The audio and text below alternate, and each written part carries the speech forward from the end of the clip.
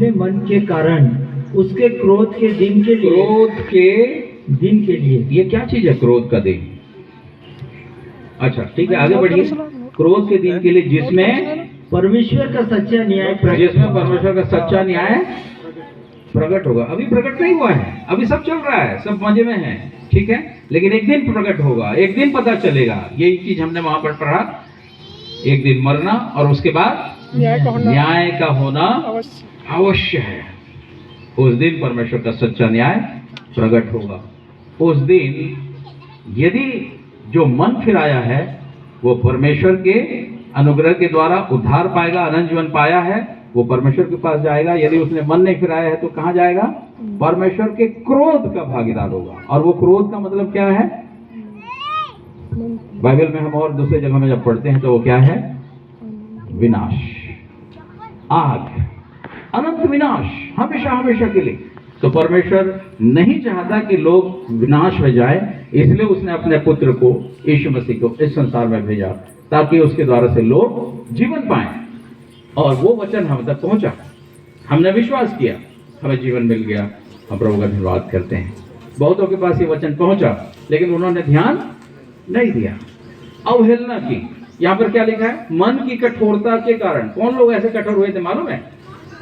Israeli लोग, यीशु मसीह की जाति के लोग कठोर हो गए थे। उन्होंने यीशु मसीह पर को ग्रहण नहीं किया। और आज बहुत सारे लोग हैं कि परमेश्वर की कृपा और उसकी दया और यीशु मसीह में जो प्रबंध है उसको जब बताते हैं तो लोग मन को कठोर कर लेते हैं। ठीक है, हमें प्रार्थना करनी चाहिए कि लोगों के मन जो है क्या हो, वचन को ग्रहण करने के लिए तैयार हो, ताकि वे अनंत जीवन को प्राप्त कर सकें। परमेश्वर की ये दया है मित्रों, प्रभु का हम हृदय से धन्यवाद करते हैं। तो इसका ये मतलब है कि आप की जो यात्रा है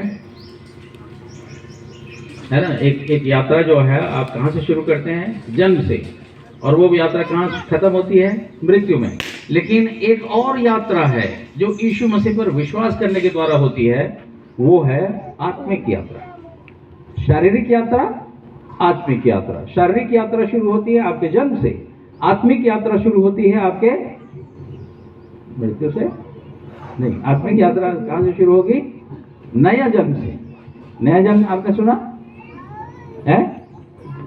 यीशु मसीह के पास एक जन विद्वान आया था, निकोदेमुस नाम का, और वो पूछ रहा था और उससे बात कर रहा था। तब यीशु मसीह ने निकोदेमुस को क्या कहा? यदि तू नए सिरे से न जन्मे तो परमेश्वर के राज को देख नहीं सकता। नया जन्म, नया जन्म का मतलब यीशु मसीह पर जब हम विश्वास करते हैं हम परमेश्वर के संतान बन जाते हैं। यीशु मसीह के द्वारा हमारा नया जन्म होता है। देखिए, अपना यूहन्ना निकाला था, पहला अध्याय निकालिए, 1 अध्याय,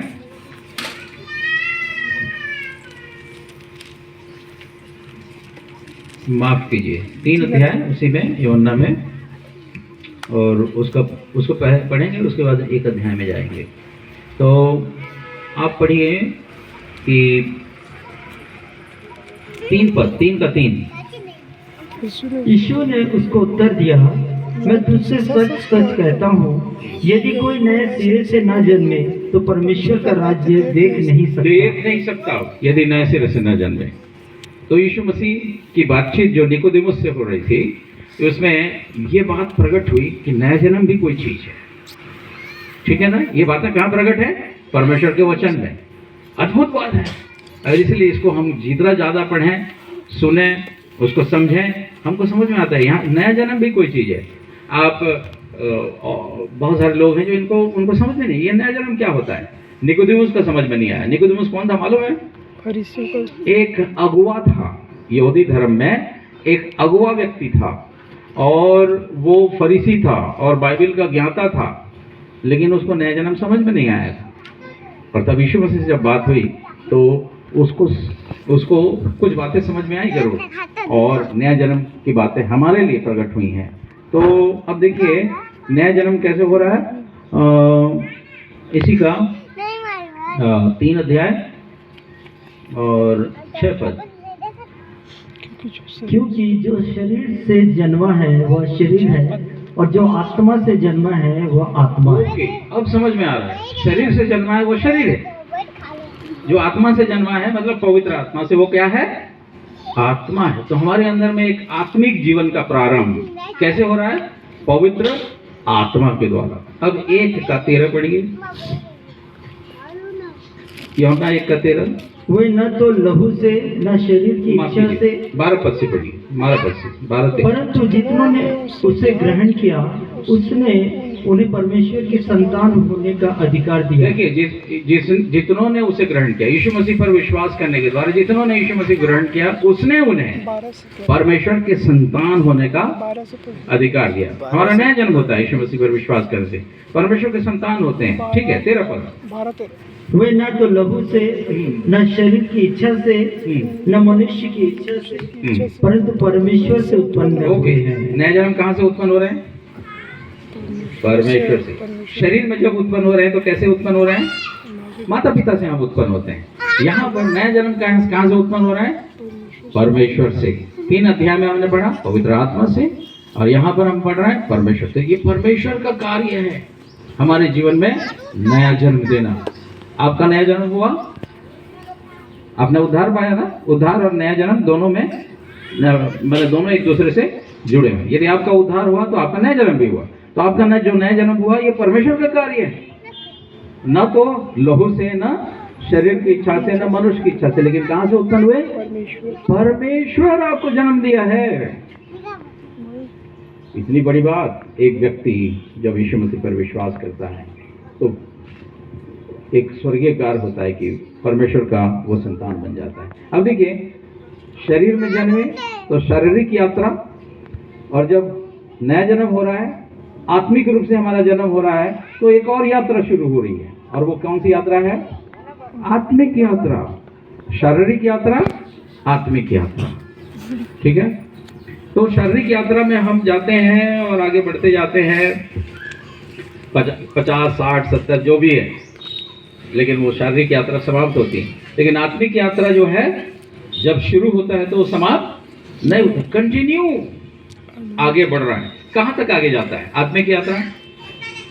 यही तो बातें, तो सारी बातें परमेश्वर के वचन में लिखी हैं। इन्हीं को पढ़ करके हम क्या कर सकते हैं? जान सकते हैं। तो ये आत्मिक यात्रा कहाँ तक ले जाती है?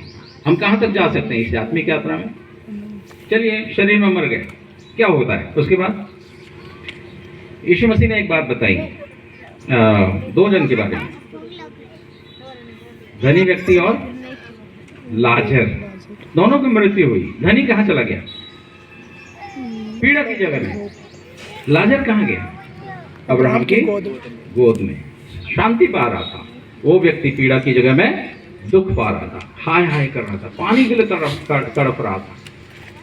ये बात प्रकट करती है मृत्यु की बात क्या होने जा रहा है, या तो पीड़ा की जगह या शांति। और वो शांति कहाँ पर है? परमेश्वर के पास। यीशु मसीह पर विश्वास करने के द्वारा जब हमारा नया जन्म होता है, वहाँ हमारी जो आत्मिक यात्रा है वो हमें कहाँ तक ले जाती है? परमेश्वर के पास। मृत्यु होती है लेकिन आत्मा कहाँ चली जाती है? परमेश्वर के पास, शांति में। और जो नहीं विश्वास किए उनका क्या होगा? पीड़ा में, दंड में। अभी हाय कर रहे हैं लेकिन उसके बाद एक दिन न्याय होगा और फिर अनंत काल की पीड़ा में वे जाएंगे। परमेश्वर हमसे प्रेम करता है, वो नहीं चाहता कि कोई भी उस विनाश में जाए, इसीलिए उसने अपने पुत्र को भेजा। और यीशु मसीह ने हमारे पाप के दंड को लेकर क्रूस पर अपना प्राण दिया है। प्राण दे करके उसने हमें बचाया है। प्राण की कीमत से हमारा छुटकारा हुआ है, ऐसे ही नहीं है। परमेश्वर ने अपने आप को बलिदान किया ताकि हमारे पाप से छुटकारे का दाम पूरा हो, और तब वहां से हम छूट करके परमेश्वर के संतान बन जाते हैं। अब देखिए, एक व्यक्ति जब उसकी आत्मिक यात्रा यदि उसने शुरू की है, नया जन्म हुआ है, यीशु मसीह पर विश्वास किया है, तो वो आगे बढ़ रहा है, मृत्यु हो जाती है, उसके बाद क्या होगा? वो परमेश्वर के पास। उसके बाद की क्या कहानी है? आगे कहाँ जाएगा वो? आगे क्या होगा? यीशु मसीह बादलों पर आने वाला है। इस बात को हम लोग बाइबल के प्रकाश में जानते हैं। जब यीशु मसीह बादलों पर आएगा तो वे लोग जो प्रभु में या तो मरे हैं या प्रभु में जीवित हैं अभी, तो क्या हो जाएंगे? महिमा का देह प्राप्त करेंगे, पुनरुत्थान होगा और वे बादलों पर उठा लिए जाएंगे। और तब यीशु मसीह के साथ कहाँ जाएंगे? परमेश्वर के पास फिर से। परमेश्वर के पास अभी आत्माएं तो जा रही हैं विश्वासियों की, लेकिन जब यीशु मसीह आएगा बादलों पर तो पुनरुत्थान होगा। ये एक बहुत बड़ी घटना होने वाली है विश्वासियों के लिए।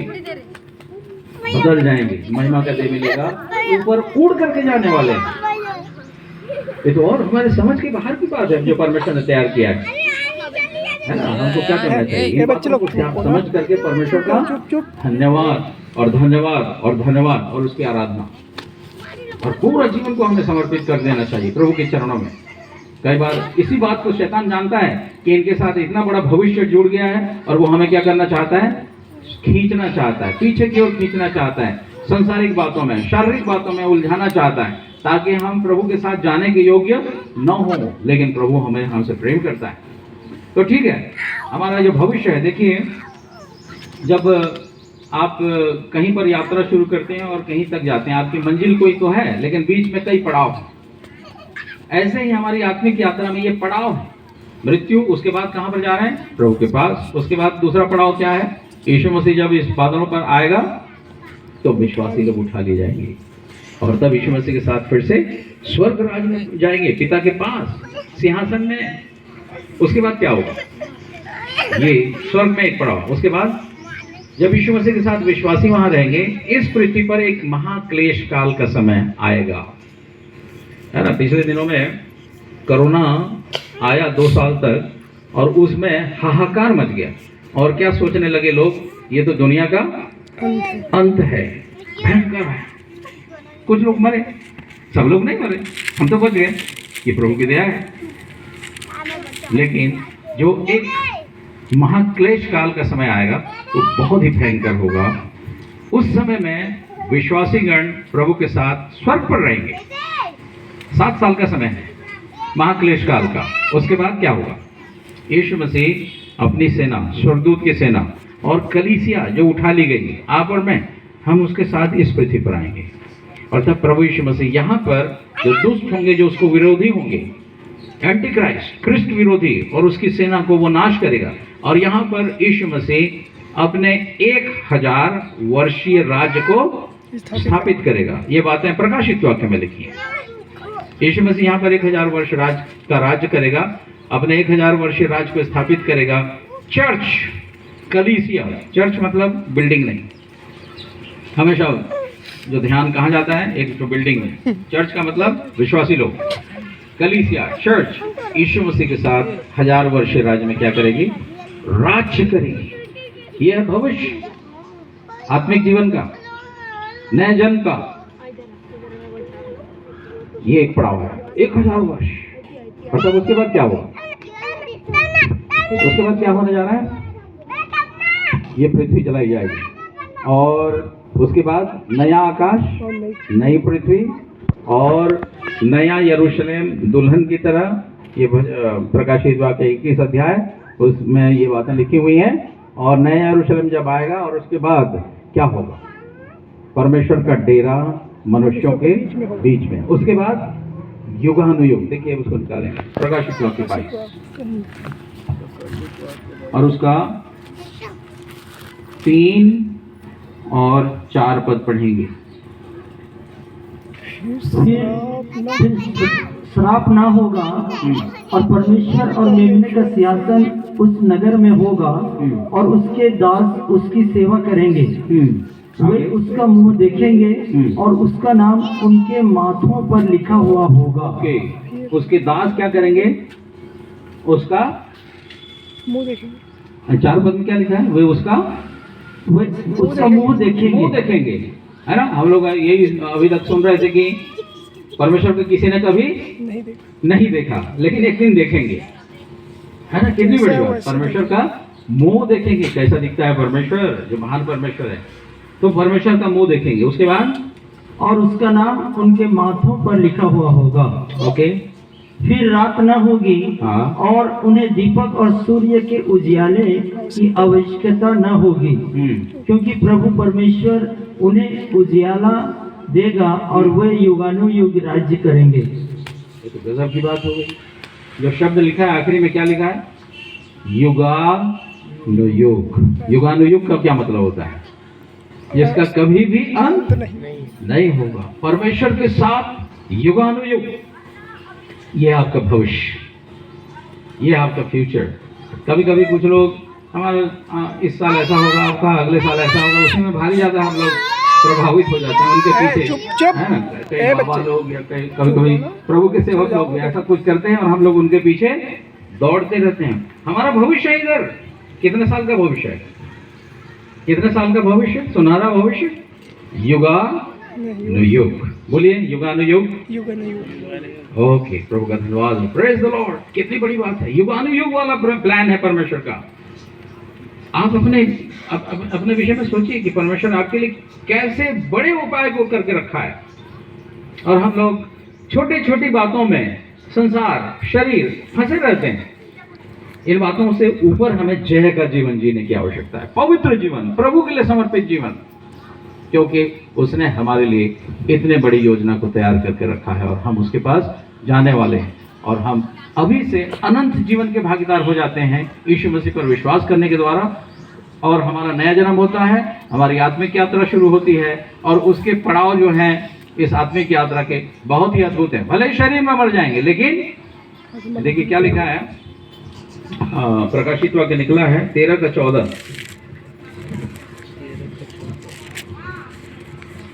नहीं 14:13 प्रकाशित वाक्य। फिर मैंने स्वर्ग से यह शब्द सुना, लिख, जो मृतक प्रभु में मरते हैं, जो मृतक प्रभु में मरते हैं। मरना तो ठीक है, शरीर में मरना ही है, सबको है, लेकिन जो मृतक प्रभु में मरते हैं, प्रभु में मरने का क्या मतलब है? जिन्होंने प्रभु को ग्रहण किया है, प्रभु में जीवन जो जी रहे हैं। आज हम प्रभु में जीवन जी रहे हैं। ऐसे लोग जब मरते हैं तो बाइबल उसके लिए क्या बोल रही है? जो प्रभु में मरते हैं। एक विश्वासी जो मरता है उसके लिए बाइबल बोल रही है वो प्रभु में मर रहा है, जो प्रभु में मरते हैं। आगे क्या लिखा है? वे अब से धन्य हैं। अब से धन्य है, मरने के बाद भी धन्य। समझ रहे हैं? अच्छा आगे। आत्मा कहता है हाँ, क्योंकि वे अपने सारे परिश्रम से विश्राम पाएंगे और उनके कार्य उनके साथ हो लेते हैं। ओके, उनके कार्य उनके साथ हो लेते हैं, विश्राम पाएंगे। और कहाँ जा रहे हैं? परमेश्वर के पास। विश्राम कहाँ पर है? शांति कहाँ पर है?